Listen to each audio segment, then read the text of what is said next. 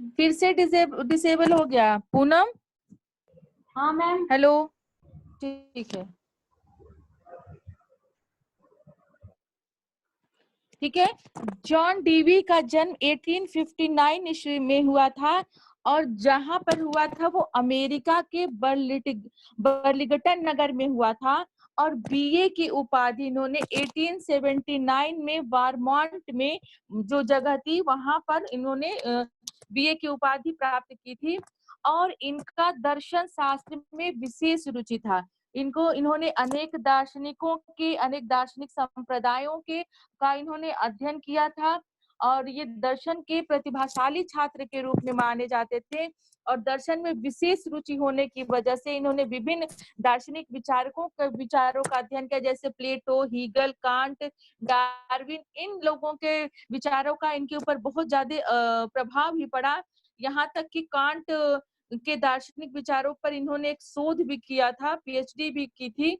इसके अलावा इन्होंने मिनेसोटा, मिशिगन और सिकाम विश्वविद्यालय में दर्शन शास्त्र का अध्ययन किया। यानी दर्शन शास्त्र के क्षेत्र में इन्होंने दर्शन के ही क्षेत्र में अपना रुचि जागृत की और उसी के क्षेत्र में इन्होंने अपने ज्ञान को बढ़ाया। और इन्होंने एक प्रोग्रेसिव स्कूल नामक विद्यालय की स्थापना की, ठीक है। और उसके बाद से कोलंबिया विश्वविद्यालय में इन्होंने शिक्षा दर्शन के महत्वपूर्ण सिद्धांतों का प्रतिपादन किया। यानी शिक्षा दर्शन से रिलेटेड जो कि शिक्षा के उद्देश्यों, शिक्षा व्यवस्था के, शिक्षा प्रणाली के लिए जो सिद्धांत होते हैं उनका इन्होंने कोलंबिया विश्वविद्यालय में उन सिद्धांतों का प्रतिपादन किया। और जो स्कूल था इसमें इन्होंने प्रोग्रेसिव स्कूल खोला था। इसमें इन्होंने सीखने के सिद्धांत को कार्य के रूप में वर्णित किया। यानी जो भी सीखा जाए वो करके सीखा जाए, जो भी सिखाने का सिद्धांत हो उसको हम करके सीखे। तो इनका सामान्य जीवन परिचय है। अब आते हैं इनकी कुछ प्रमुख रचनाएं हैं जिनके बारे में जानते हैं। कुछ जो इनकी एक दो किताबें हैं, the school and society, democracy and education. इन सब पे आपके एक एक नंबर के क्वेश्चन भी आते हैं कि डीवी की प्रमुख रचना कौन सी है। तो उसी संदर्भ में कुछ पुस्तकें हैं। 1896 में इन्होंने लिखा interest and effort related to will. दूसरा 1899 में द स्कूल एंड सोसाइटी इन्होंने लिखा। फिर 1902 में the child and the curriculum लिखा। और 1910 में हाउ वी थिंक नामक पुस्तक की रचना की। फिर 1913 में interest and expert in education इन्होंने किया। और उसके 1916 में डेमोक्रेसी एंड एजुकेशन। और 1920 में इन्होंने रिकंस्ट्रक्शन इन फिलॉसफी नामक किताब को लिखा। 1929 में द क्वेस्ट फॉर सर्टोनिटी नामक की रचना की। और 1929 में सोशल साइंस ऑफ एजुकेशन, इन पुस्तकों की रचना इन्होंने की, जिनके सन भी दिए हुए हैं। तो इससे रिलेटेड भी प्रश्न आप लोगों के आते हैं। अब हम चलते हैं कि शिक्षा से रिलेटेड इन्होंने जो अपना दार्शनिक विचार दिया, उस दर्शन के आधार पर जो इन्होंने शिक्षा का विचार बताया किस रूप में, उसको जानते हैं। तो देखिए डीवी जो आपने प्रयोजनवाद पढ़ा था, दर्शन पढ़ा था, प्रयोजनवाद दर्शन, ये उसी के प्रयोजनवादी विचारधारा को मानने वाले थे। इसलिए कहा जाता है कि ये प्रयोजनवादी विचारक थे। ये न आदर्शवाद को मानते थे, न प्रकृतिवाद को मानते हैं, न मानवतावाद को मानते हैं, न यथार्थवाद को मानते हैं। डीवी प्रयोजनवाद को मानते हैं। प्रयोजनवाद में जो विचार दिए गए, जो सिद्धांत दिए गए, उसको मानते हुए इसलिए इन्हें प्रयोजनवादी विचारक कहा जाता है। तो इसके आधार पर जो जॉन डीवी का विचार था कि ये शाश्वत सत्यों और मूल्यों में विश्वास नहीं करते थे। इनके अनुसार जो आदर्शवादी विचारधारा का था कि जो सत्यम शिवम सुंदरम, या प्लेटो ने कहा कि इस तरह के शाश्वत मूल्य होते हैं, उनको प्राप्त करना ही जीवन का अंतिम उद्देश्य होता है। इस विचारधारा से बिल्कुल जॉन डीवी अलग थे। इनके अनुसार कोई भी शाश्वत सत्य या मूल्य नहीं होते हैं, क्योंकि ये उसी को सत्य मानते थे जिसकी व्यवहारिक जीवन में उपयोगिता हो। यानी जो हमारे जीवन जीने में जो चीज उपयोगी है वही सत्य है। और इनके अनुसार इनका ये कहना था कि संसार परिवर्तनशील है, और ये सच भी है कि संसार में परिवर्तन होता रहता है। 10 साल पहले कुछ और था, उसके 10 साल पहले कुछ और था, आज कुछ और है, 10 साल बाद कुछ और होगा। तो संसार में परिवर्तन होता रहता है। तो इनका यही मानना था कि परिवर्तनशील संसार में अपरिवर्तनशील सत्य और मूल्य की कल्पना उचित नहीं है। यानी कि हम कोई निश्चित, जो पहले से निश्चित कोई सत्य कर दे, कोई मूल्य कर दे, कोई आदर्श स्थापित कर दे, वो मूल्य, वो आदर्श, वो सत्य तो उस समाज की आवश्यकताओं के अनुसार स्थापित किए गए थे। तो जब समाज में परिवर्तन हो रहा है तो उसे हम किसी भी अपरिवर्तनीय शाश्वत सत्यों को या मूल्यों की हम कल्पना नहीं कर सकते, क्योंकि जब हमारी आवश्यकताएं बदल रहे, हमारा परिवेश बदल रहा है, तो हमारे मूल्यों में भी परिवर्तन होगा, हमारे सत्यों में भी परिवर्तन होगा। तो इनका यही मानना था कि जैसे जैसे समाज में परिवर्तन होता रहता है, उसी के अनुसार सत्य और मूल्य के में भी परिवर्तन होता है। हम किसी पुराने शाश्वत मूल्य को, जो निश्चित रूप से स्थापित कर दिए जा चुके हैं उस समय की आवश्यकता के अनुसार, उस समाज की परिवेश के अनुसार, उसको हमको उसकी कल्पना नहीं कर सकते, वो हमारे लिए उपयोगी नहीं हो सकता है। इनका ये मानना था कि मनुष्य को परिवर्तनशील समाज में कुशलता पूर्वक रहना सिखाना चाहते, कि ऐसी शिक्षा व्यवस्था दी जाए या ऐसे मूल्यों, परिवर्तित समाज में ऐसे मूल्यों या सत्यों का निर्माण किया जाए जो उसकी आवश्यकता के अनुसार हो, और मनुष्य को उस समाज में कुशलता पूर्वक रहना सिखा सके। तो इस आधार पर हम इनके विचार को जानते हैं कि इन्होंने शिक्षा को किस अर्थ में लिया, शिक्षा को इन्होंने किस रूप में बताया। तो जॉन डीवी शिक्षा को सामाजिक प्रक्रिया के रूप में स्वीकार करते थे। इनका मानना था कि शिक्षा एक सामाजिक प्रक्रिया है, न बौद्धिक, न मानसिक, न कुछ, ये सामाजिक प्रक्रिया के रूप में स्वीकार करते थे। इनका कहना था कि शिक्षा न तो साध्य है, न मनुष्य जीवन की तैयारी का साधन है। यानी साध्य का मतलब कि किसी कार्य को करने जो हम प्राप्त करते हैं वो न तो साध्य है और न मनुष्य जीवन की तैयारी का साधन। न कि शिक्षा को हम इस रूप में ले कि वो हमें जीवन में तैयार करने के लिए एक माध्यम है, जिसके द्वारा, या साधन है जिसके द्वारा हम जीवन जीने के लिए तैयार होते हैं। इनके अनुसार मनुष्य कुछ जन्मजात शक्तियों को लेकर पैदा होता है, और सामाजिक चेतना में भाग लेने से इन शक्तियों का विकास होता था। इनका यही मानना था कि हम जब भी कोई बालक जन्म लेता है, कोई मनुष्य जन्म लेता है, तो उसमें अपने आप उसकी शक्तियां होती हैं, उसके अंदर जन्मजात शक्तियां होती हैं, और जब वो इस सामाजिक चेतना में, यानी समाज में क्रियाओं के द्वारा पार्टिसिपेट करता है, भाग लेता है, तब उसका उन शक्तियों का विकास होता है। यानी समाज के द्वारा हमारे अंदर जो शक्तियां विद्यमान है, जन्मजात शक्तियां जो ईश्वर के द्वारा दी गई हैं, उनका विकास तब हम समाज में जब भाग लेते हैं, सामाजिक क्रियाकलापों में, या समाज के द्वारा जो भी चीज सीखते हैं, तब हमारी उन शक्तियों का विकास होता है। इनको डीवी ने शिक्षा के मनोवैज्ञानिक और सामाजिक पक्ष कहा। इन्होंने कहा कि जन्मजात शक्तियां हैं और सामाजिक चेतना में भाग लेने से शक्तियों का विकास होता है। इनको इन्होंने शिक्षा के मनोवैज्ञानिक एवं सामाजिक पक्ष कहा।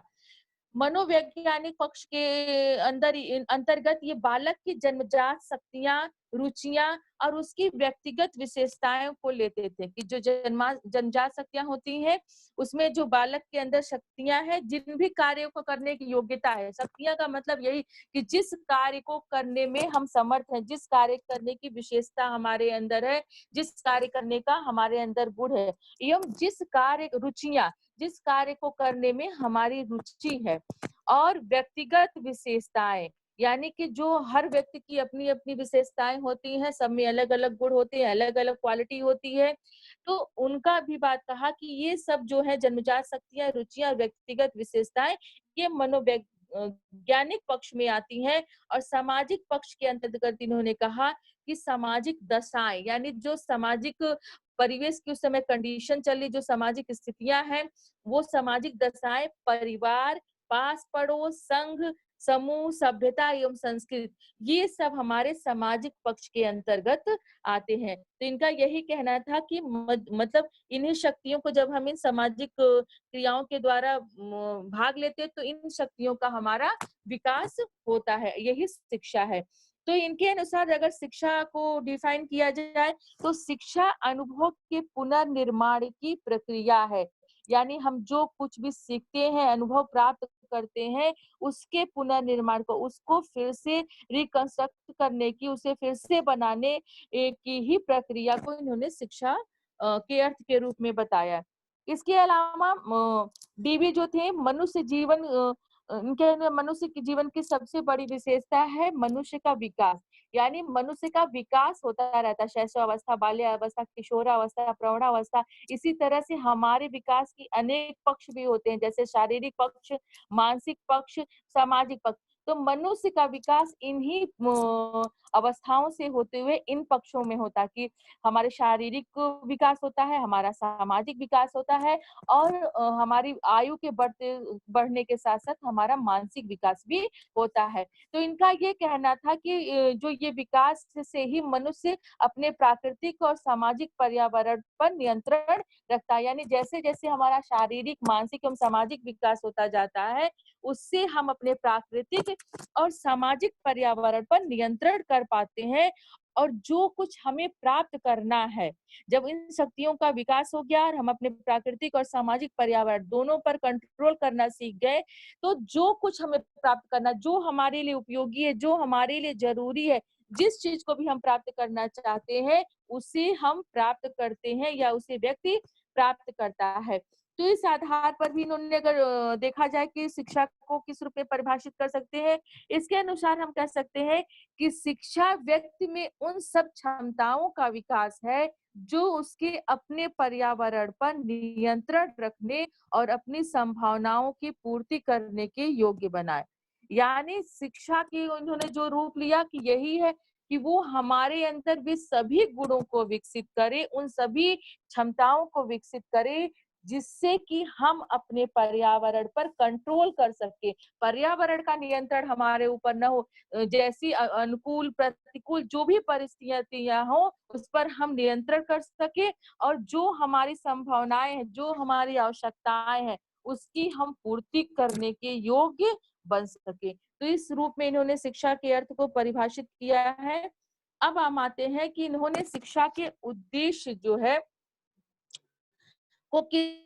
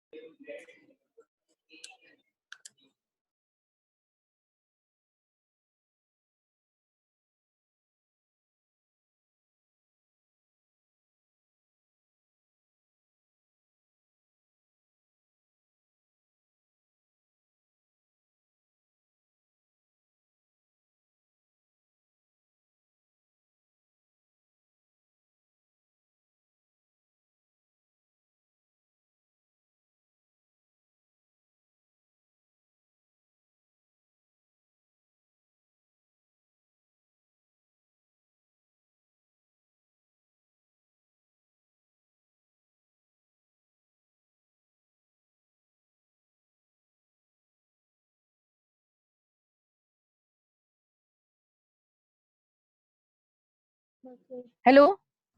हाँ मैम, आ रही है आवाज। ठीक है, तो शिक्षा के उद्देश्य के बारे में बताते हैं। डीवी का कहना था कि शिक्षा का जो उद्देश्य हो वो सिर्फ ये हो कि बालक की शक्तियों का विकास करे। उसका सिर्फ एकमात्र ये कार्य है कि बालक की जितनी शक्तियां हो उनको विकसित किया जाए। और इनका ये मानना था कि शिक्षा बालक के लिए है, बालक शिक्षा के लिए नहीं है। यानी शिक्षा व्यवस्था बालक को ध्यान में रखकर बनाई जाए, शिक्षा प्रणाली का विकास बालक को ध्यान में किया जाए, न कि शिक्षा व्यवस्था ऐसी की जाए कि बालक को उसको प्राप्त करने में कठिनाई, बालक की आवश्यकताओं को, बालक की रुचियों को ध्यान में, बालक की क्षमताओं को ध्यान में रखकर शिक्षा की व्यवस्था करना चाहिए। मतलब जो भी शिक्षा व्यवस्था है वो बालक के विकास के लिए, शिक्षा का विकास जो है वो बालक के द्वारा नहीं करना है, शिक्षा के द्वारा बालक का विकास करना है। तो ये इनका मानना था। इसके अलावा प्रयोजनवाद की दृष्टि से जो प्रयोजनवाद इसको प्रयोजनवाद को मानते थे, इसलिए इस विचारधारा के अनुसार शिक्षा का उद्देश्य उनके अनुसार था कि बालक में सामाजिक कुशलता उत्पन्न करना, क्योंकि ये सामाजिक कुशलता के द्वारा उसके अंदर सारे अंतर्निहित गुणों का विकास करना चाहते थे, जिससे वो समाज में अपना जीवन सर्वाइव कर सके। इसलिए इनका ये मानना था कि शिक्षा का उद्देश्य ये भी होना चाहिए कि वो बालक की जन्मजात शक्तियों के साथ साथ उसमें सामाजिक कुशलता का भी विकास कर सके। अगला है प्रयोजनवाद को फलवादी विचारधारा के रूप में भी जाना जाता है। तो ये प्रयोजनवाद से के ही विचारक थे, इसलिए फलवादी शिक्षा का जो उद्देश्य था उसके अनुसार कि जनतंत्रीय मूल्यों की स्थापना, यानी कि जो एटमॉस्फेयर हो, जो वातावरण बनाया जाए उसमें जनतंत्री लोकतंत्री मूल्यों की स्थापना हो सके। यानी कि किसी भी प्रकार का कोई बर्डन, कोई प्रेशर बच्चे के ऊपर न हो, बच्चे को एक समान व्यवहार करने की छूट हो, बच्चा जो अपने विचारों को, अपने भावों को व्यक्त करने की उसे स्वतंत्रता होनी चाहिए, किसी प्रकार का कोई प्रेशर उसके ऊपर नहीं होना चाहिए। इसके अलावा डीवी ने प्रगतिशील शिक्षा की नींव रखी कि जो शिक्षा, प्रगतिशील का मतलब जिस तरह की आवश्यकता बदले उस तरह से शिक्षा बदलती रहे, विकास के अनुसार शिक्षा का रूप बदलता रहे, इसको प्रगतिशील शिक्षा की नींव रखी, जिसका उद्देश्य बालक के व्यक्तित्व का विकास करना और शिक्षा के द्वारा जनतंत्र को स्थापित करना। यानी बच्चे के विकास के साथ साथ जो वातावरण की बात हो वो जनतांत्रिक या लोकतांत्रिक वातावरण की स्थापना हो सके। तो इन्होंने इस तरह से शिक्षा के उद्देश्यों का निर्माण किया कि इसके आधार पर कि शिक्षा देनी चाहिए। इसको हम पॉइंट के रूप में देख सकते हैं कि किन किन बातों की, डीबी के विचारों को हम निम्नलिखित पॉइंटों के रूप में संजो सकते हैं। सबसे पहला है अनुभवों का पुनर्निर्माण और पर्यावरण के साथ समायोजन। ठीक है, अनुभवों का पुनर्निर्माण यानी कि इनका कहना था कि मानव जीवन एक गतिशील है, परिवर्तनशील है, यानी कि हमारा जीवन बढ़ता रहता है, उसमें मूवमेंट होता रहता, गति होती रहती, एक जगह स्थिर नहीं रहता है, जड़ की तरह जीवन मनुष्य का नहीं रहता है, और परिवर्तनशील, इसमें चेंजेस भी होते रहते, चाहे वो शारीरिक परिवर्तन हो, चाहे मानसिक परिवर्तन हो, चाहे सामाजिक परिवर्तन हो, और चाहे हमारे पर्यावरण का, सामाजिक परिवेश का परिवर्तन हो, उसमें परिवर्तन होते थे और उसके अनुसार से हमारी आवश्यकताएं भी परिवर्तित होती रहती है। तो इसलिए उन्होंने कहा कि जब मानव जीवन गतिशील है, परिवर्तनशील है, अतः उसकी शिक्षा भी गतिशील एवं परिवर्तनशील होनी चाहिए। यानी जिस तरह की आवश्यकता हो उसके हिसाब से शिक्षा में गतिशीलता होनी चाहिए और उसमें परिवर्तन होना चाहिए। और इन्होंने कहा कि अगर जब इस तरह की व्यवस्था है तब हम परिवर्तनशील शिक्षा के लिए अपरिवर्तनशील उद्देश्य नहीं निर्धारित कर सकते। यानी पहले से कोई निश्चित उद्देश्य न निर्धारित किया जाए कि यही शिक्षा का उद्देश्य होगा, इसके आधार पर बच्चों को शिक्षा दी जाएगी। जिस हिसाब से परिवर्तन होता रहेगा उस तरह से शिक्षा के उद्देश्यों का निर्धारण होता रहेगा। इन्होंने कहा कि मनुष्य अपने जीवन की गतिशीलता के साथ अपने को समायोजित करते चलता है। यानी जैसे जैसे हमारा विकास होता रहता है, जिस जिस पक्ष का विकास होता रहता है और जो जो हमारे अंदर चेंजेस या परिवर्तन आते रहते हैं उसके हिसाब से हम अपने आप को एडजस्ट करते चलते हैं। तो इसलिए इन्होंने कहा कि दीवी ने कहा कि अनुभवों का पुनर्निर्माण और पर्यावरण के साथ समायोजन करने का उद्देश्य शिक्षा का उद्देश्य होना चाहिए। यानी जो हमें अनुभव प्राप्त हुए हैं और नए कंडीशन में हमें किस तरह का अनुभव चाहिए, किस तरह का कार्य करना है, उसका हम फिर से पुनर्निर्माण करें, उसको बनाएं। पुराने अनुभव के, क्योंकि बाल्यावस्था का जो हमारा अनुभव है, जिस तरह का हमारा जीवन था, वो हम किशोरावस्था में उसको अप्लाई नहीं कर सकते। किशोरावस्था में हमारे जीवन शैली में परिवर्तन होगा। जब प्रौढ़ावस्था में जाएंगे तो हमारी जीवन शैली में बाल्यावस्था वाला नहीं चलेगा, हमारे जीवन शैली में परिवर्तन होगा। इसी तरह से युवावस्था में, फिर आपका क्या कहते हैं, वृद्धावस्था, तो हमारे जीवन में चेंजेस आते रहते, तो हमारी कार्यशैली में भी परिवर्तन आता, हमारी जीवन शैली में भी परिवर्तन आता था। इनका यही कहना था कि शिक्षा का उद्देश्य ऐसा होना चाहिए, जिस बदलते हुए परिवेश में, इस परिवर्तनशील समाज में हम अपने अनुभवों का फिर से उसके हिसाब से पुनर्निर्माण करें और जो उस समय का इन्वायरमेंट है, पर्यावरण है, उसके साथ समायोजन करना चाहिए। इस तरह की शिक्षा व्यवस्था हो कि बालकों को उन अनुभवों के पुनर्निर्माण और पर्यावरण के साथ समायोजन करने का के लिए सक्षम बना सके। दूसरा आपका है बालक का सर्वांगीण विकास। यानी डीवी के अनुसार शिक्षा का एक उद्देश्य ये भी होना चाहिए जिससे बालक का सर्वांगीण विकास हो सके। यानी बालक के शारीरिक, सामाजिक, आर्थिक, व्यावसायिक जो भी पक्ष है, सबका विकास हो, जिससे कि बालक अपना वह समाज में भावी जीवन में समायोजन कर सके। यानी आगे वाले जीवन में भी उसको समायोजन करने में, एडजस्ट होने में दिक्कत या कठिनाई ना हो सके। नेक्स्ट है लोकतंत्रीय जीवन का प्रशिक्षण।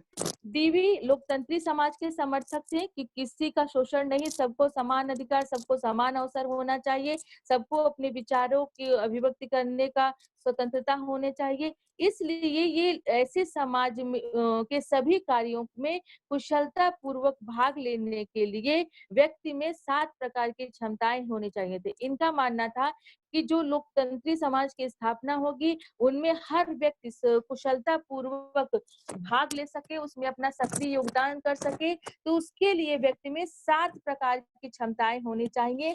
जैसे स्वास्थ्य, यानी मनुष्य को स्वस्थ रहना चाहिए। क्रिया करने की क्षमता, यानी मनुष्य में कार्य करने की क्षमता होनी चाहिए, जो भी हमें सीखना है, करना है। योग्य गृहस्थ, उसे अपना गृहस्थ जीवन चलाने के लिए उसमें वो योग्यता होनी चाहिए, अपना कुशलता पूर्वक अपने गृहस्थ जीवन को चलाए। और व्यवसाय, गृहस्थ जीवन को चलाने के लिए, अपना जीवन चलाने के लिए हमें पैसे की जरूरत पड़ेगी, तो उसमें व्यवसाय की भी क्षमता होनी चाहिए। नागरिकता, उसे एक अच्छा नागरिक अपने देश के लिए होना चाहिए।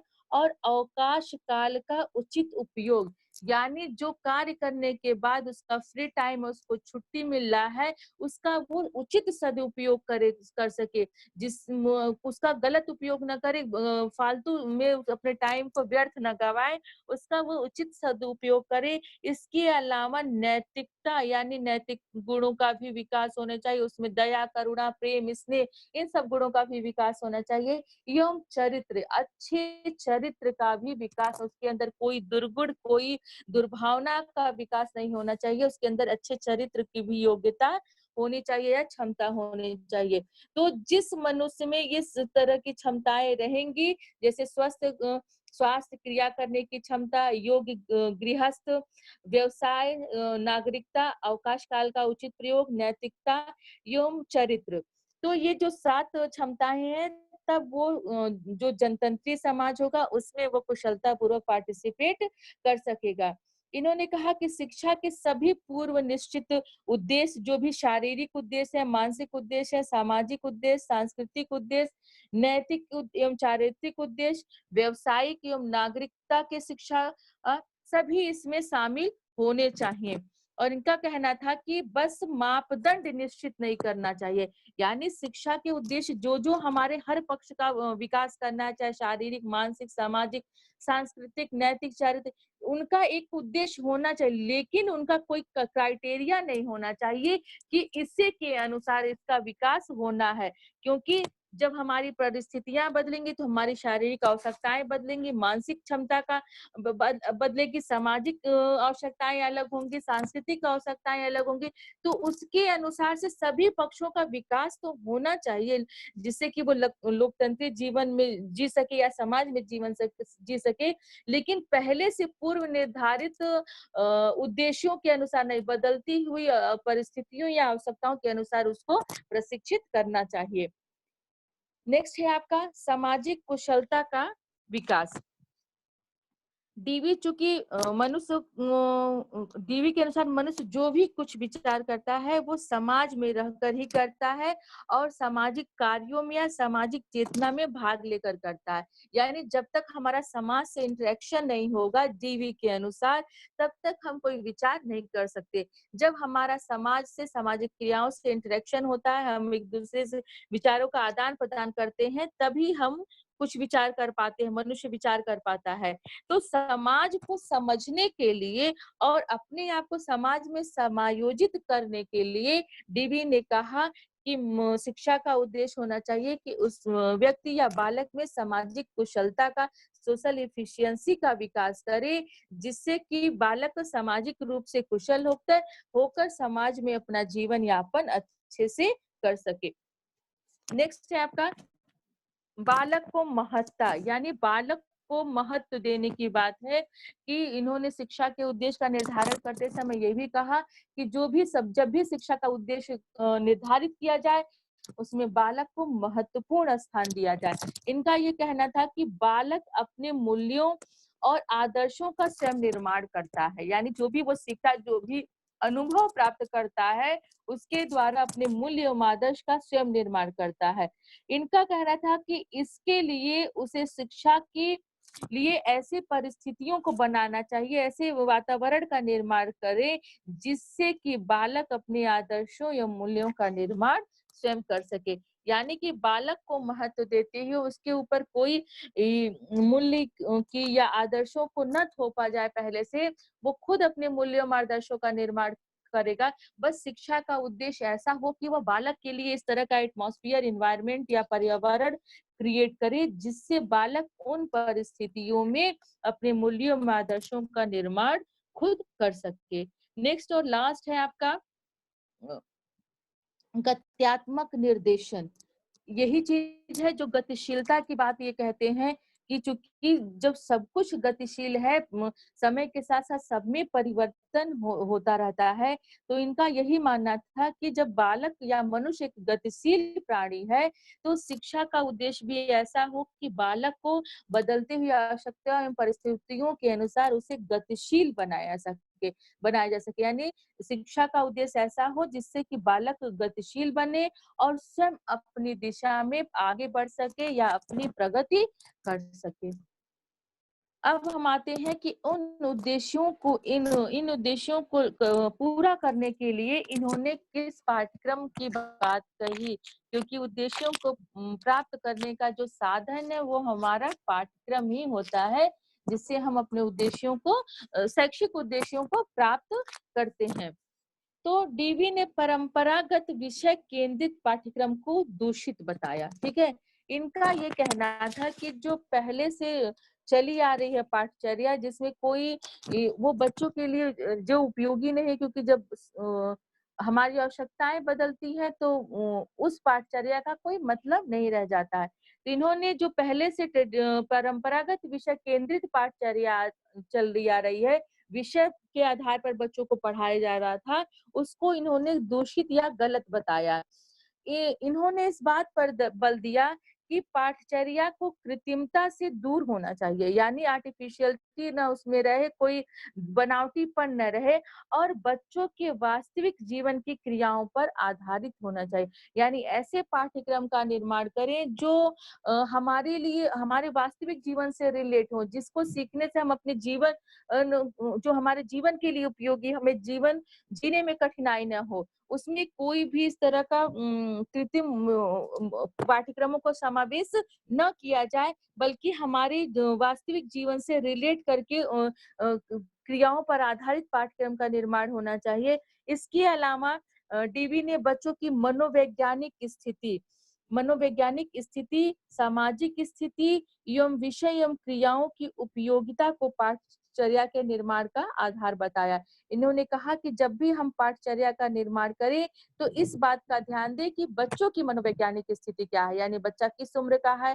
किस शारीरिक क्षमता का है, किस मानसिक क्षमता का है, किस तरह का उसका सामाजिक विकास होना चाहिए, किस स्तर का उसका बौद्धिक विकास होना चाहिए, किस स्तर का उसका नैतिक विकास होना एज के हिसाब से, हमारी यो एज और योग्यता के हिसाब से उन्होंने कहा कि सबसे पहले तो आपका मनोवैज्ञानिक स्थिति आ गया और दूसरा सामाजिक स्थिति, उस समय का सामाजिक एटमॉस्फेयर, सामाजिक सोशल कंडीशन क्या है, इसको और विषय, उनसे रिलेटेड कौन सी विषय हमारे लिए उपयोगी होंगे और कौन सी क्रियाएं हमारे लिए उपयोगी होंगी, इनको ध्यान में रखकर हमेशा पाठचर्या का निर्माण करना चाहिए। इन्होंने किसी निश्चित पाठ्यक्रम की या पाठचर्या की योजना कोई नहीं प्रस्तुत की, क्योंकि ये पहले से निश्चित पाठ्यक्रम या पाठचर्या में या शैक्षिक उद्देश्य में विश्वास ही नहीं करते थे। लेकिन जो इन्होंने सिद्धांत बताए कि या आधार बताए कि मनोवैज्ञानिक स्थिति, सामाजिक स्थिति और विषय एवं क्रियाओं की उपयोगिता जो हमारे लिए यूजफुल हो, उनको इन्होंने जो बेस बताया कि पाठ्यक्रम निर्माण का आधार होना चाहिए, बेस होनी चाहिए, उसके आधार पर हम कुछ सिद्धांत इनको समझ सकते हैं कि पाठचर्या कुछ सिद्धांतों पर आधारित होने चाहिए। उस सिद्धांतों के आधार पर पाठचर्या का या पाठ्यक्रम का निर्माण होना चाहिए। तो पाठचर्या के सिद्धांत के अंतर्गत सबसे पहले हम आते हैं कि पाठचर्या वास्तविक जीवन की क्रियाओं पर आधारित हो। जो इन्होंने कहा था कि हमारे लिए जो वास्तविक जीवन से रिलेटेड क्रिया हो, तो इनका कहना था कि जो परंपरागत डीवी का कहना था कि परंपरागत विषय केंद्रित पाठचर्या जो होती है वो हमारे लिए यूजफुल नहीं है। इसलिए इन्होंने परंपरागत विषय केंद्रित पाठचर्या का विरोध किया और उसे बालकों की मनोवैज्ञानिक एवं सामाजिक स्थिति एवं आवश्यकताओं पर केंद्रित करने की बात कही कि जब भी हम पाठचर्या का निर्माण करें तो हमें इस बात का ध्यान देना चाहिए कि वो बालकों की मनोवैज्ञानिक, सामाजिक स्थिति एवं आवश्यकताओं पर आधारित होने चाहिए। इन्हीं को केंद्र मानकर हमें पाठचर्या का निर्माण करना चाहिए। इससे इन्होंने ये भी स्पष्ट किया कि बालकों की अपनी रुचि, रुझान और योग्यता होती है। सबका अलग-अलग इंटरेस्ट होता है, अपनी-अपनी योग्यता होती है, अपनी-अपनी एबिलिटी होती है। तो वे विशेष प्रकार के सामाजिक पर्यावरण में रहकर विशेष प्रकार का अनुभव प्राप्त करते हैं। यानी जिस तरह की जिसकी रुचि होगी, जिस तरह की योग्यता होगी, क्षमता होगी, वो जब वो सामाजिक पर्यावरण में जाएगा, उससे इंटरेक्शन करेगा, उसमें अपने क्रिया करेगा, अपने अनुभव प्राप्त करेगा, तो सबके अपने अलग-अलग विशेष प्रकार के अनुभव प्राप्त होंगे। इसलिए इन्होंने कहा पाठचर्या ऐसी होनी चाहिए जो इनकी सहायता से विकसित की जा सके, जो मतलब इनके रुचियों एवं रुझानों के आधार पर इनका विकास कर सके। नेक्स्ट है कि पाठचर्या के सभी विषयों और क्रियाओं में सहसंबंध होने चाहिए। जॉन डीवी का मानना था ये जीवन को एक संपूर्ण इकाई के रूप में लेते थे, टुकड़े टुकड़े में नहीं लेते थे। यानी कि जब हमारा विकास हो रहा, आप शारीरिक विकास को ही ले लीजिए तो शैशवावस्था, बाल्यावस्था, किशोरावस्था, प्रौढ़ावस्था, वृद्धावस्था, तो ये इसको हम अलग अलग नहीं कर टुकड़े में नहीं कर सकते। ये पूर्ण इकाई के रूप में है, एक होल यूनिट के रूप में है कि जब तक शैशवावस्था नहीं आएगा तब तक हम बाल्यावस्था में नहीं आगे बढ़ सकते। और बाल्यावस्था के विकास पर ही हमारा किशोरावस्था का विकास आधारित है। तो इसी पर एक दूसरे से कोरिलेट है, एक दूसरे से सहसंबंधित है, तभी हमारा विकास आगे बढ़ता चला जाता है। हमारे में चेंजेस आते हैं लेकिन एक दूसरे पर मतलब एक दूसरे की वो सीढ़ी एक दूसरे पर वो आश्रित है, तब उस तरह से विकास चलता है। इसी आधार पर इन्होंने कहा कि जो भी पाठचर्या में विषय होने चाहिए, इससे संबंधित जो भी मनुष्य को ज्ञान या क्रियाएं करानी हो, वो भी एक पूर्ण इकाई के रूप में होनी चाहिए। इनका कहना चाहिए कि पाठचर्या में जो भी विषय रखी जाए या जो भी बात रखा जाए या जो भी क्रियाएं रखी जाए, वो आपस में सहसंबंधित होनी चाहिए। इससे और जो भी क्रियाएं ऐसी भी हो जो बच्चे के वास्तविक जीवन की क्रियाओं से संबंधित हो, यानी कि हमारे जो जीवन में उपयोग है वो क्रियाएं होनी चाहिए। इसलिए इन्होंने किसी अधूरे टुकड़े के रूप में या अलग-अलग खंड के रूप में विषय ज्ञान देने की बात नहीं कही। इन्होंने कहा जो भी ज्ञान दिया जाए, जो भी विषय पढ़ाया जाए, एक-दूसरे से वो कोरिलेट होने चाहिए।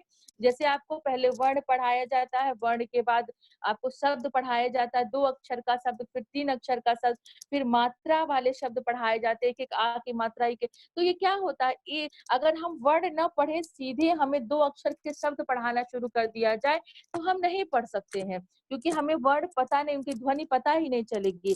तो हमको वाक्य तक पढ़ाने के लिए क्या किया जाता है कि वर्ण से लेके वाक्य तक पढ़ाने में एक-दूसरे से कोरिलेट करके पढ़ाया जाता है। या मान लीजिए पहले किसी को अगर शब्द का ज्ञान करा दिया जाए, अक्षर का ज्ञान ना कराया, फिर मात्रा का ज्ञान कराया जाए, बाद में अक्षर का ज्ञान कराया जाए, या पहले वाक्य का ज्ञान कराया जाए, तो क्या होगा? हम सीख नहीं पाएंगे। इनका यही कहने का मतलब था कि जो भी चीजें हम एक इकाई के रूप में सिखाएं और जो एक दूसरे में उसका कोरिलेशन है, उसके हिसाब से हमें बढ़ना चाहिए, और जो भी क्रिया कराई जाए वो हमारे जीवन से संबंधित होने चाहिए, वास्तविक जीवन से संबंधित होनी चाहिए। इसके अलावा इन्होंने कहा जो सिद्धांत बताया वो बताया कि पाठचर्या बाल एवं समाज केंद्रित होने चाहिए। यानी जब भी हम पाठ्यक्रम का निर्माण करें तो वो बालक भी उसका केंद्र बिंदु हो और समाज भी केंद्र बिंदु होना चाहिए। इन्होंने कहा कि अ, अ, जो बालक होता है उसकी मनोवैज्ञानिक एवं सामाजिक स्थिति एवं आवश्यकताएं जो होती हैं वो उस पर केंद्रित करने की बात कही, और इन्होंने कहा कि समाज की आवश्यकताओं के अनुसार और जो बालक की आवश्यकताएं एवं रुचि रुझान हो उसको केंद्र बनाकर शिक्षण या पाठचर्या का हमें निर्माण करना चाहिए। अगला है पाठचर्या बच्चों की रुचि पर आधारित होनी चाहिए। इसमें इन्होंने कहा, ये इनका कहा कि जो भी बच्चे की शिक्षा हमें देनी चाहिए, जो भी सिखाना चाहिए, वो बच्चों की योग्यता, रुचियों एवं आदतों का मनोवैज्ञानिक अध्ययन करने के बाद ही होना चाहिए। यानी हर बच्चे की जो क्षमता होती है, अपना सामर्थ्य होता है, चाहे शारीरिक, मानसिक, किसी भी तरह का हो, बौद्धिक, सब में अंतर पाया जाता है। तो पहले हमें उससे समझ लेना चाहिए कि बच्चे में किस तरह की हैबिट है, बच्चे की किस तरह की योग्यता है, कौन कौन सी रुचि है। इन सब मनोवैज्ञानिक पक्षों का अध्ययन कर लेने के बाद ही हमें बच्चों की शिक्षा की बात करनी चाहिए, पाठचर्या का निर्माण करना चाहिए। इन्होंने रुचियों के बारे में बताया कि बच्चों में जो रुचियां विशेषकर पाई जाती हैं वो 4 तरह की रुचि जॉन डीवी ने बताई। पहला है बातचीत करने की रुचि, यानी बच्चों में बातचीत करने की रुचि होती है। अन्वेषण और परीक्षण की रुचि, यानी किसी चीज को खोजने की रुचि, कोई भी सत्य, कोई भी बात, उसके तह तक जाने की, एक नया ज्ञान प्राप्त करने की, अन्वेषण जिसको कहते हैं, अन्वेषण और परीक्षण की रुचि, यानी जो भी हमें बताया जा रहा है उसकी हम जांच कर लें कि ये सत्य है या नहीं है, उसके विभिन्न पक्षों की जांच करना। यानी और रचना करने की रुचि, या बहुत सारे बच्चों में रचना करने की भी रुचि आती है कि नए नए उसके विचार मन में आते हैं, नई नई आकृतियां आती हैं, जिससे वो नई चीजों का सृजन करता है या रचना करता है। और कलात्मक अभिव्यक्ति, बहुत सारे बच्चों में कलात्मक अभिव्यक्ति होती है, जैसे पेंटिंग बनाना, मूर्ति बनाना, शिल्पकला, इस तरह की बहुत सारी कलात्मक रुचियां होती है। तो देखिए सभी बच्चे जो इन्होंने 4 तरह की रुचि बताई, बातचीत करने की रुचि, अन्वेषण और परीक्षण की रुचि, और रचना करने की रुचि और कलात्मक अभिव्यक्ति की रुचि। तो ये इन रुचियों में सभी बच्चों में इस चारों रुचियां नहीं पाई जाती हैं। बहुत सारे बच्चे होते हैं बातचीत करने में एक्सपर्ट होते हैं, वो कहीं किसी भी एटमॉस्फेयर में पहुंच जाए, किसी भी वातावरण में पहुंच जाए, वो बातचीत करने में हिचक फील नहीं करते हैं, और वो बहुत ही सहजता के साथ अपनी बातों को प्रस्तुत करते हैं, दूसरे की बातों को सुनते हैं। और बहुत सारे बच्चे किसी भी चीज को जांचने में, सत्य परखने में, खोजने में रुचि होती है, और बहुत सारे बच्चों में रचना करने की रुचि होती है। सभी बच्चों में कहानी लिखना, कविता करना, गाना लिखना या गाना गाना, इस तरह की रुचियां नहीं होती हैं, सब में अलग अलग रुचि होती है। और इसी तरह से सारे बच्चों में कलात्मक अभिरुचियां भी नहीं होती हैं। तो जिस तरह की बच्चे की रुचि हो, इनका मानना था उस हिसाब से बच्चों को उससे रिलेटेड क्रिया कराई जाए, उसके हिसाब से पाठचर्या आधारित या पाठचर्या का निर्माण करना चाहिए। इसलिए इन्होंने फर्स्ट से लेके 6 तक, फर्स्ट टू 6 की कक्षाओं के लिए जो पाठ्यक्रम का निर्माण किया, उसमें इन्होंने भाषा यानी भाषा सिखाई जाएगी, जिस तरह की लैंग्वेज बच्चा जिस भाषा का हो, और अंक गणित, इतिहास, भूगोल, विज्ञान। इसके अलावा इन्होंने काष्ठ कला यानी लकड़ी से रिलेटेड जो कलात्मक सिखाया जाए, कला सिखाई जाए, और पाक विज्ञान यानी खाना पीना जो गृह विज्ञान से रिलेट करता है, और सिलाई, बागवानी, ड्राइंग और कला और संगीत को स्थान दिया। इस तरह के विषयों को शामिल किया और बच्चा जो है अपनी रुचि एवं योग्यता के अनुसार विषयों का चयन करे और उसका अध्ययन करे। अगला है पाठचर्या उपयोगी हो। जो इन्होंने एक सिद्धांत बताया उसके अनुसार पाठचर्या को यूजफुल होना चाहिए। इनका कहना था कि पाठचर्या में जो भी विषय या क्रियाएं हम रखें, उनकी व्यवहारिक उपयोगिता होनी चाहिए, सिर्फ वो सिद्धांत के रूप में काम नहीं करना चाहिए। जैसे मान लीजिए आप, हम लोगों को इतिहास पढ़ाया जाता है, बहुत सारे आक्रमण के बारे में पढ़ा है, तो वो सिर्फ हम उसका हम अपने व्यवहारिक जीवन में बस ये सीख ले सकते हैं कि उसको हम उनसे कोई प्रेरणा ले सकते हैं। उस तरह के जो जो उनसे त्रुटियां हो, इसको हम ना दोहराएं, सिर्फ हम ये उनका उनसे हम सीख सकते हैं, लेकिन हम उनका व्यवहारिक जीवन में कोई उपयोग नहीं कर सकते कि हम अपने जो जीवन जी रहे उसमें उपयोग कर सके। इनका यही कहना था कि जो भी पाठचर्या को में जिन भी विषयों को शामिल किया जाए, वो हमारे वास्तविक जीवन से रिलेटेड हो, यानी हम अपने जीवन में उनका उपयोग कर सके। जैसे मान लीजिए पाक विद्या है, संगीत है, क्या कहते हैं, अंक गणित है, उससे हम अपनी चीजों को कैलकुलेट कर सकते हैं, सिलाई है, इनको हम अपने व्यवहारिक जीवन उपयोग कर सकते हैं। तो इनका यही कहना था कि हमें उन्हीं विषयों को रखना चाहिए जो कि हमारे वास्तविक हमारे लिए से व्यवहारिक रूप से उपयोगी हो। इनका कहना था कि मनुष्य की आधारभूत सामान्य आवश्यकताएं हैं जो सभी की होती हैं, जो सामान्य नीड मनुष्य की होती है, वह है भोजन, वस्त्र, घर और घर की सजावट से संबंधित। तो इसलिए इन्होंने उनमें उत्पत्ति यानी कि कैसे इनकी उत्पत्ति हो, कैसे इनको हम प्राप्त कर सकते हैं, और विनिमय यानी कैसे हम क्रय विक्रय खरीद सकते हैं, बेच सकते हैं, और कैसे इनका उपभोग कर सकते हैं, इनकी विधियां सम्मिलित होनी चाहिए। और जो भी हमारे व्यवहारिक जीवन में समस्याएं आए, उन समस्याओं का समाधान हम कैसे कर सकते हैं, ये भी हमें सिखाया जाना चाहिए। तो इनका यही कहना था कि पाठचर्या में ऐसे विषयों को जगह दिया जाए, ऐसे विषयों को स्थान दिया जाए जो हमारे जीवन से संबंधित क्रियाओं को करने की प्रेरणा दे एवं हमें अवसर प्रदान कर सके। लास्ट है कि पाठचर्या लचीली होनी चाहिए, यानी इस तरह की न हो कि उसमें हम कोई चेंजेस न कर सके। तो ये परंपरागत पाठचर्या के विरोधी थे। इनका कहना था कि बच्चों में भिन्न भिन्न बच्चे जो होते, अलग अलग तरह के बच्चे, उनकी रुचि, रुझान, योग्यता में भी भिन्नता पाई जाती है, और हर बच्चों का सामाजिक पर्यावरण भी भिन्न होता है।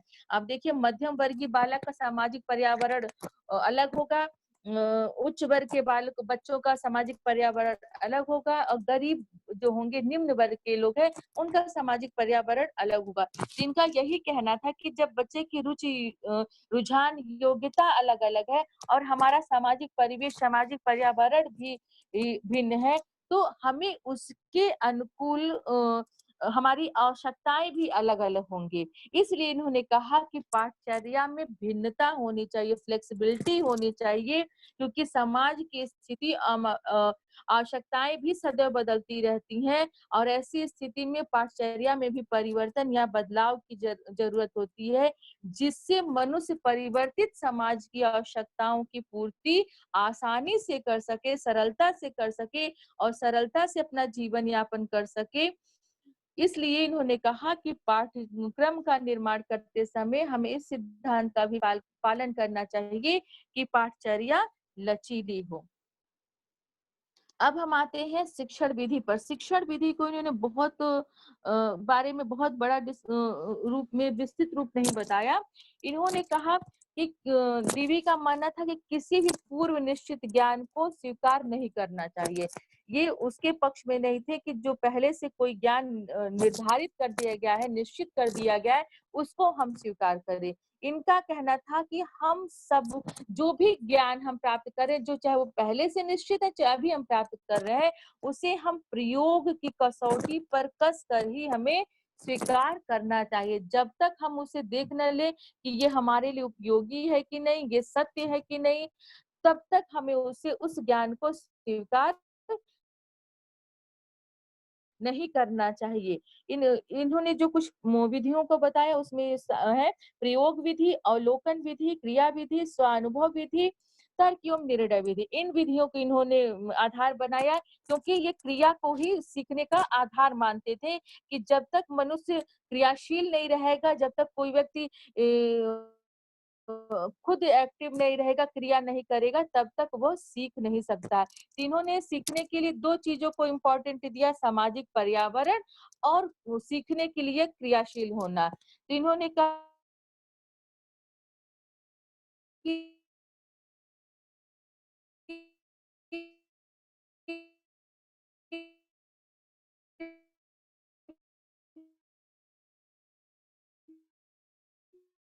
स्वीकार न करें। दूसरा अवलोकन विधि, जब तक हम उसका सूक्ष्म रूप से निरीक्षण न कर ले, ऑब्जर्वेशन न कर ले कि ये सत्य है कि नहीं, ये यूजफुल है कि नहीं, ये हमारे जीवन से रिलेट है कि नहीं, तो इसलिए इन्होंने अवलोकन विधि को भी शिक्षण विधि में शामिल किया।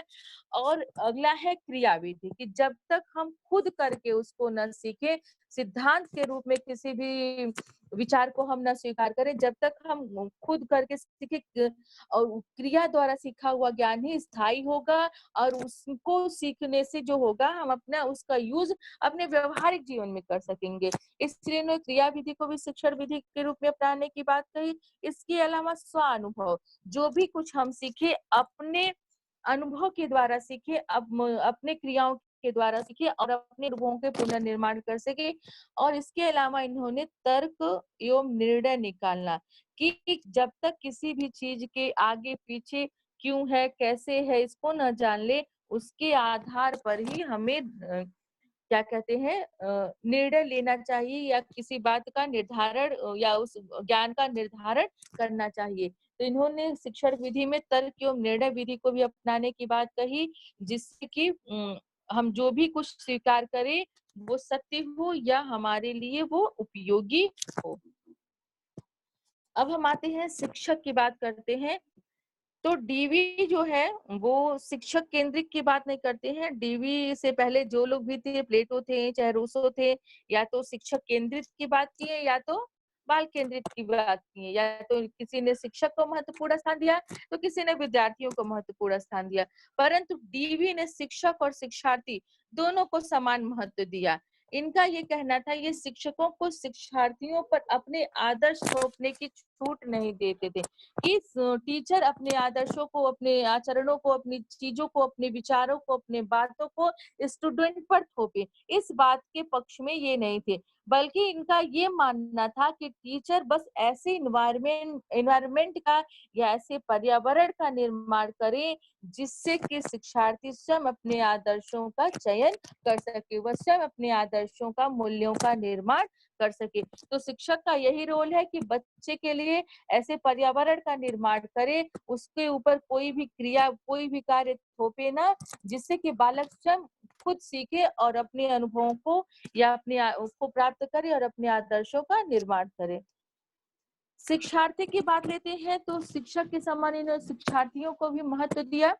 इन्होंने कहा कि डीवी ने प्रत्येक व्यक्ति के व्यक्तित्व का आदर करते थे।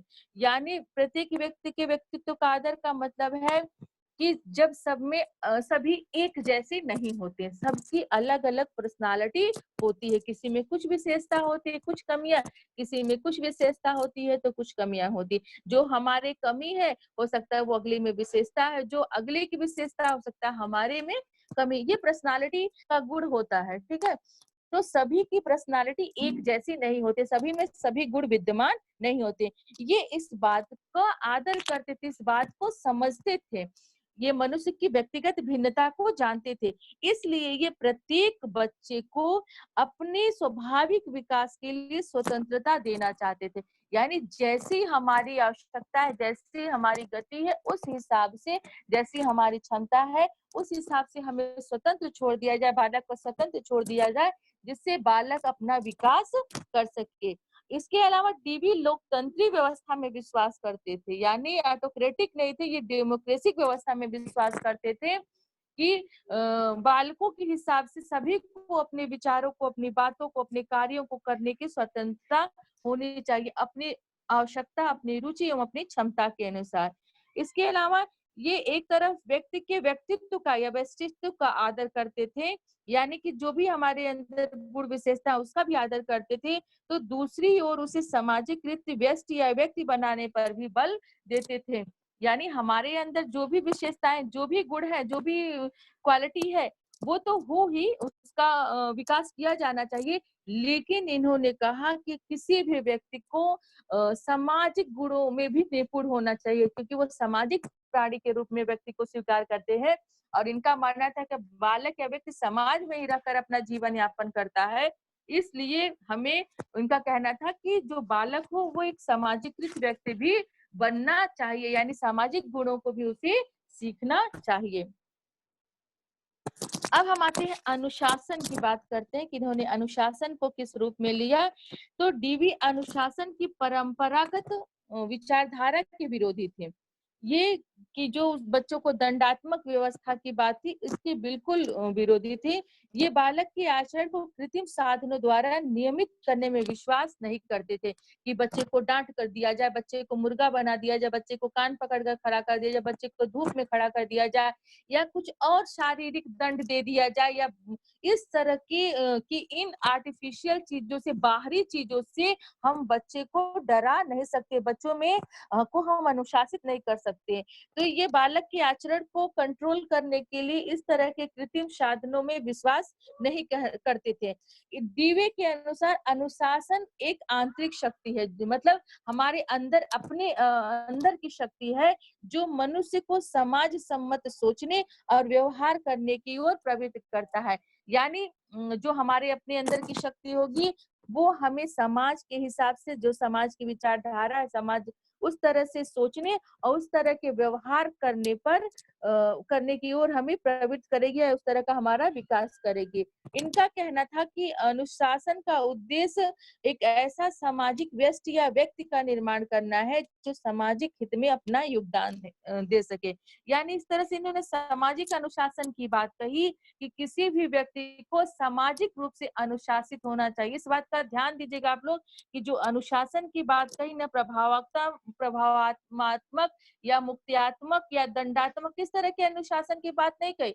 इनका कहना था सामाजिक अनुशासन, यानी कि हम समाज के हिसाब से, अपने अंदर की शक्ति के समाज के हिसाब से अपने कार्यों को करें, जो समाज द्वारा स्वीकृत है उन कार्यों को करें, जो समाज में प्रचलित है उन कार्यों को करें, जो समाज में अप्रचलित नहीं है, समाज में द्वारा स्वीकृत है, उन कार्यों को या ऐसे व्यवहार को हम न करें। तो इन्होंने कहा कि किसी भी अनुशासन का बस एक ऐसा उद्देश्य होना चाहिए कि हम एक अच्छा सामाजिक नागरिक या सामाजिक व्यक्ति बन सके, जो हम समाज के हित में ही अपना योगदान कर सके। तो ये सामाजिक अनुशासन की जॉन डीवी बात करते हैं। अब लास्ट है आपका विद्यालय, कि विद्यालय को इन्होंने किस रूप में लिया। तो ये बालक के साथ साथ समाज को भी महत्वपूर्ण स्थान देते हैं और बालक को सामाजिक प्राणी ही बनाने पर बल देते हैं। इसलिए डीवी ने विद्यालयों को समाज का लघु रूप मानते थे, या लघु रूप कहा। यानी अगर डीवी विद्यालय को कोई संस्था, शिक्षा देने वाली संस्था, ये नहीं, ये कहते थे कि विद्यालय एक सामाजिक संस्था या समाज का लघु रूप है, उसमें समाज से रिलेटेड बच्चों को चीजें सिखाई जाती हैं। ये विद्यालयों में समाज के जटिल रूप को नहीं, यानी जो समाज में जटिलता, बुराइयां, कमियां, उस रूप की बात नहीं करते हैं, बल्कि समाज का जो अच्छाइयां, अच्छे गुण है, समाज के सरल रूप को उपस्थित करने के पक्ष में थे, कि समाज का जो आदर्श रूप है, अच्छा रूप है, सरलतम रूप है, उसको विद्यालय में होना चाहिए। उन्होंने कहा कि ऐसे स्वरूप का जो बच्चों की प्रकृति के अनुकूल हो, यानी इस तरह का समाज का स्वरूप हो या विद्यालय का स्वरूप का निर्माण किया जाए जो बच्चों की प्रकृति के अनुसार हो या बच्चों के नेचर के अनुकूल हो। ये विद्यालय को ज्ञान की दुकान के रूप में नहीं स्वीकार करते थे कि बच्चा जाएगा वहां पर विषयी ज्ञान प्राप्त करेगा, शिक्षा प्राप्त करेगा, सैद्धांतिक ज्ञान प्राप्त करेगा। तो ये ज्ञान की दुकान के रूप में विद्यालय को एक्सेप्ट नहीं करते थे। ये इन्हें एक ऐसी प्रयोगशाला के रूप में देखना चाहते थे जिनमें बच्चे स्वक्रिया एवं स्व अनुभव द्वारा स्वयं ज्ञान प्राप्त करें। यानी कि इस तरह का विद्यालय को एक प्रयोगशाला या लैब के रूप में जिसमें बालक खुद काम करे, खुद क्रिया करे और उस क्रिया के द्वारा खुद अपना अनुभव प्राप्त करे और जिससे के द्वारा वह ज्ञान प्राप्त करे। तो उनके अनुसार विद्यालय के इस जीवित सामाजिक पर्यावरण में बच्चे में सामाजिक कुशलता का भी विकास होगा। यानी किसी भी जीवित का ही मतलब कि उसमें कोई पहले से निर्धारित सत्य या सिद्धांत न बच्चों को पढ़ाया जाए, ऐसी चीजें हो जो बच्चा खुद करे। जीवित का ही मतलब कि क्रिया के द्वारा, अपने अनुभव के द्वारा व्यवहारिक रूप जो हो, उसका मूर्त रूप हो, वो बच्चा सीखे और उस तरह उस अपना अनुभव प्राप्त करे। और इसमें ही बच्चे सामाजिक कुशलता का भी, बच्चे के सामाजिक कुशलता या सामाजिक गुणों का भी विकास होगा। अब आज का टॉपिक ये आपका खत्म हो गया। John Dewey, hello. अब अगर रिकॉर्डिंग बंद कर दो पूनम, क्लास ओके ओवर हो गई, मैम। रिकॉर्डिंग बंद कर दो।